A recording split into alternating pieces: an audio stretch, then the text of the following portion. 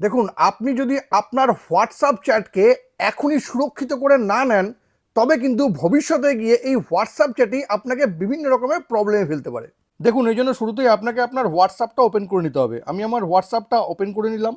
Open করে নেওয়ার পর এবার যার সঙ্গে চ্যাটিংটা আপনি সুরক্ষিত রাখতে চান, যেমন আমি এই যে এই ব্যক্তি আছে এর সঙ্গে চ্যাটটা সুরক্ষিত রাখতে চাই, এখানে ক্লিক করব, চ্যাটটা ওপেন করে নিব।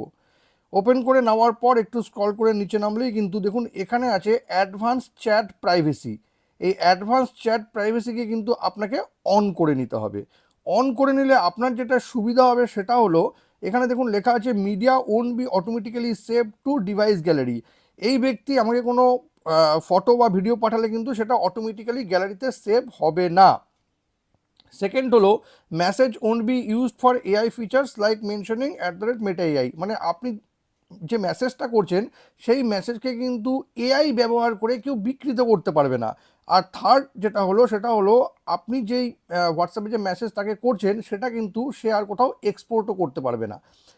তবেই কিন্তু আপনার যে এই হোয়াটসঅ্যাপ চ্যাটটা হলো এই ব্যক্তির সঙ্গে একদম সুরক্ষিত হয়ে গেল। হোয়াটসঅ্যাপ চ্যাট সুরক্ষিত রাখার এই দারুণ উপায়টি যদি আপনাদের কোনো কাজে লেগে থাকে তবে কিন্তু এটাকে অবশ্যই শেয়ার করবেন। আর এরকম নতুন নতুন ইনফরমেটিভ ভিডিও পেতে প্লিজ সাবস্ক্রাইব আমার চ্যানেল সাবজেক্ট সম্রাটকে। Thank you.